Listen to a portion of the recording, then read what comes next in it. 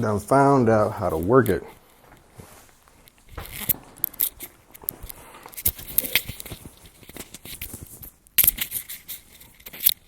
Make sure this thing work. Golly.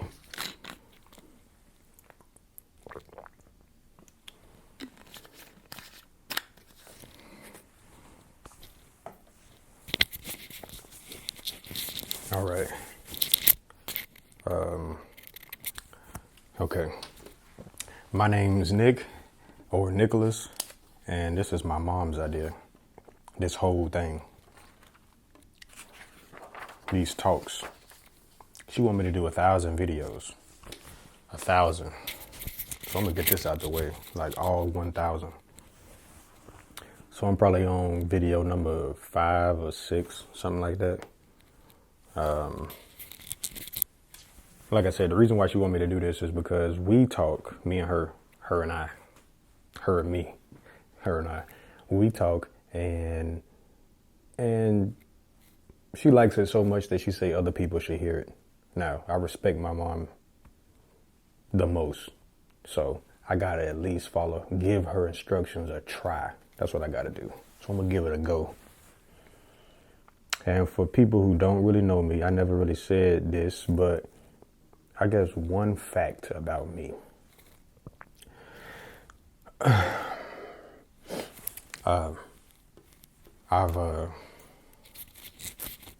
My brother has too. We've read the entire Bible. I've read it twice. But what I have done that's probably interesting is I've studied each sentence in the Bible. Almost each sentence. Each one. And the only reason why I've done that is because I found it to be the most interesting material that I've ever come across. And I've studied some other things too. But the Bible, for me, I just have a hard time not studying it. Like, I feel like I'm a fiend for it. I'm at my most comfortable when I'm reading it. You know, I would rather read the Bible than look at, and my friends know this about me. I don't really finish movies. I haven't watched, I'm late to, I haven't watched any movies almost. Everybody, even all of my friends would be like, don't even ask Nick. He has not watched that movie. He has not heard that song. And they know it. A lot of rappers, I don't know their names. You know, I'm out of touch. And it's probably because of how I grew up or whatever, but I know one thing. When I graduated high school in '09 and I started really diving in the Bible, it really makes you you don't want to really watch movies or listen to music as much. Because when you're reading a book, you don't really want to, I can't read and hear music at the same time. So if I'm mostly reading, I don't know the latest music or anything like that. So I'm just a little out of touch when it comes to that. That's just a little information about me. I didn't read it for no religious reasons. I just read it for like scientific reasons. It was just a fascinating book to me. Okay. Now, before we start, let's see how many minutes I got. 22 minutes. That is quick. So,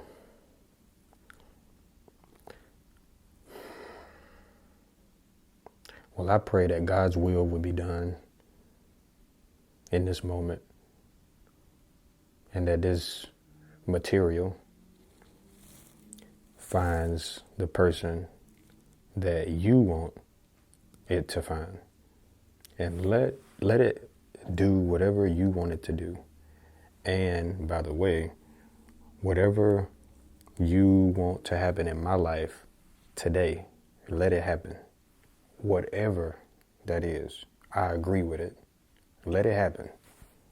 I want to be in the flow of what you planned before you created anything. You had a plan for me. And whatever you want to happen in my life today, I'm in agreement with it. Let it happen. Now, what I'm going to try to say before any video is remember, whatever brings you peace, stick around that area and protect it. And if you want to kick it up a notch, help it grow. Don't keep it small, that area of peace.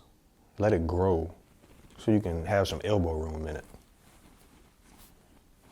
Now, today, I was going to try to talk about, because time is going by fast, and this is only a 30-minute memory chip, so I don't have a lot of time. But I was going to talk about the definition of who you are, a description of like, what is your body made up of? And then spiritual entries.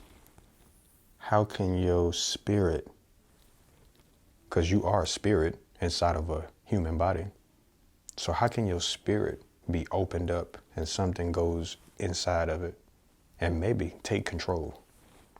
Is that possible? So the body is made up of 6 elements.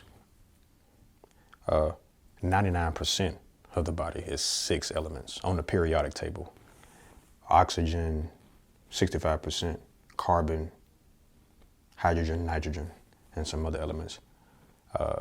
On the planet, there are over 4,000 minerals.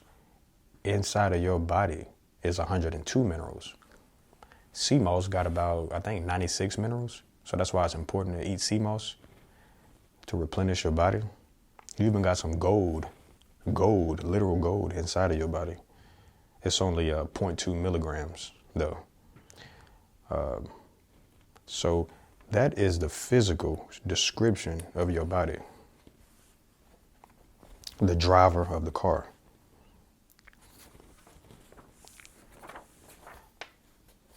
Now, your spirit, what is that made up of?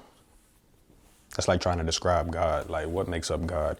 He's supernatural. We are too. So what you're truly made up of is a supernatural material. Everything we just described is natural material. Things, stardust, thing in the dirt, stuff that's in the dirt, things like that. It's good to eat good. What's better than that is to eat things that are good for your spirit. Because that's what you're truly made up of. See, we describe the car, but what we need to focus on is who's driving the car. That's your spirit. Sometimes when you drink things like alcohol or even have sex, the driver of the car is able to get hijacked and taken possession of like a soul tie. It splits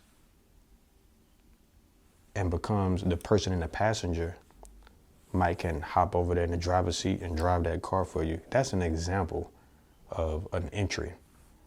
When you start drinking, it actually causes an imbalance in the energy that your heart puts out. Your heart is the most powerful organ in the body. Some people believe that the heart is the seat of the belief system. When you have an idea, which doesn't come from your mind, it comes from your spirit. It gives it to your mind, but your heart gives power to it. Scientists have done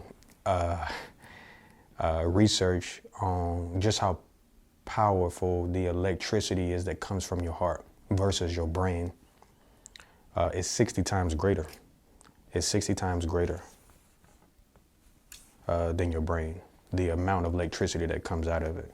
60 times, which is why Proverbs 4:23 says, guard your heart above all else. That is some favoritism to that particular organ. Above everything else, guard your heart. Because out of the heart flows all the issues of life. It's some other scriptures that I really want to read. but I probably won't get into that now. This is going to be mostly science.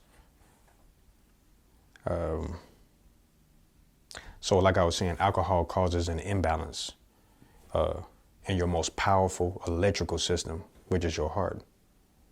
Once that driver in the car is imbalanced, he can be moved to the passenger seat. And the passenger or somebody outside the car can get in that driver's seat and drive this car for you, which is why you stumble around and you even black out, talking to myself. But it's a lot of other things that can cause spiritual entries, doorways that can get inside of your spirit and take control, not just alcohol. So this is one way that I found really interesting. How can you see? I used to say this a lot. Monkey see, monkey do. Whatever the monkey sees, the monkey gonna do. And I would always think, what if the monkey didn't see? What would the monkey do? What if he was just left to freestyle and do what he wanted to do instead of what he was taught to do? So what if you are only doing what you were taught? And right now in life, you probably trying new things a little bit, and trying to see if it works. But instead of sticking with your team, because you think you're alone, but you're not. Even if you ain't got family members, you got God, all of the angels, powerful creatures that are on your side, trying to lead you down a path of life. But because we're being so submerged in this lifestyle, we can't even hear the voice of God. He's trying to tell you all the time about what to do in every moment. And a lot of times, like me, I'll use things that God created to find out his answers instead of using or developing a relationship with God himself. Instead of using, like I said last time, he created everything we see and everything we don't see. Crystals, sage, I think they call them tarot cards or tarot cards or something.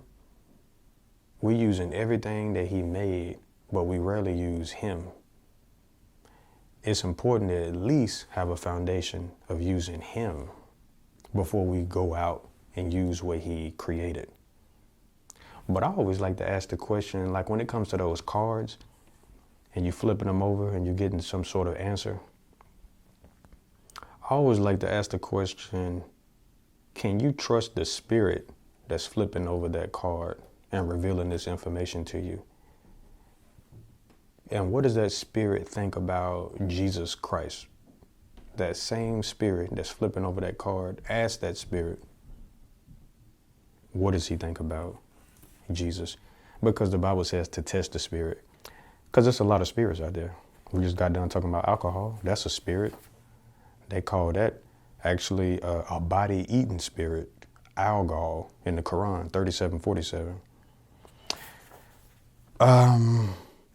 So another way of entry is the way that you are raised, AKA childhood. I ain't gonna say childhood traumas. I'll say childhood memories.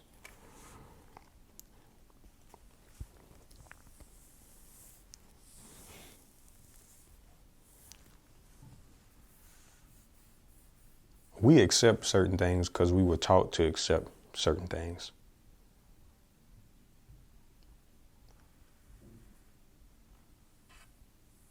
Can you imagine a world where a woman can walk down the street naked and nobody touches her? She's safe. That means everybody will have to be on one accord and be in agreement that she can do whatever she want to do, especially because she's not hurting anybody and nobody is even thinking about hurting her. It's a way to go back to that mindset, even though we're so old now. We can have that mindset now.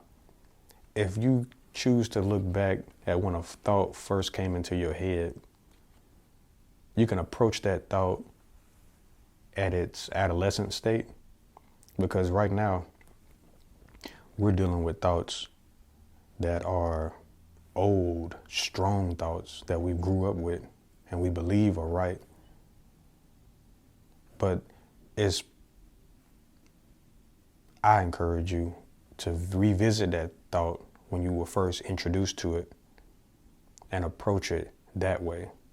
Because now that thought is young and moldable, and then you can tweak it with the power of God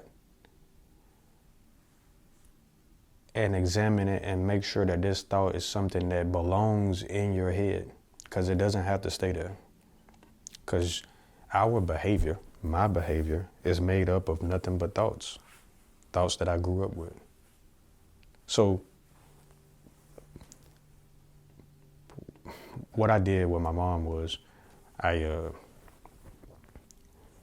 drew her name in the middle of a piece of paper, and I put a heart around it, because everything's connected to your heart. Everything's after your heart. And then I drew lines outside to see what was connected to it. At the time, it was one of our neighbors. People who keep asking for stuff but not giving anything. I put their names on it. These ain't good or bad people. These are people that's just connected to her heart. So we don't even have to look at it in a negative way or a positive way. We're looking at it scientifically. It's just business. And so now we revisited that same picture, because we had it on the refrigerator for the longest. And most of those are crossed off. It's hardly anything that's connected to my mom's heart right now.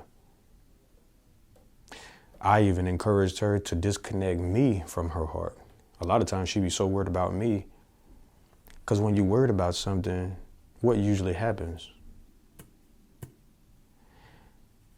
In her opinion, I could have been taken away from her because she was so worried about me. So I was like, Mom, you got it, for my own safety. Stop thinking about me as much, or being worried about me as much. I'm going to be okay. She's a lot better now. And I use that same Jedi mind trick on myself. So the last thing that I was going to say, childhood memories. I'd rather not call it childhood trauma, because like I said, it's giving that too much power. What you might think is trauma can actually be a strength. It can be a testimony. What you think is a negative memory is just a memory.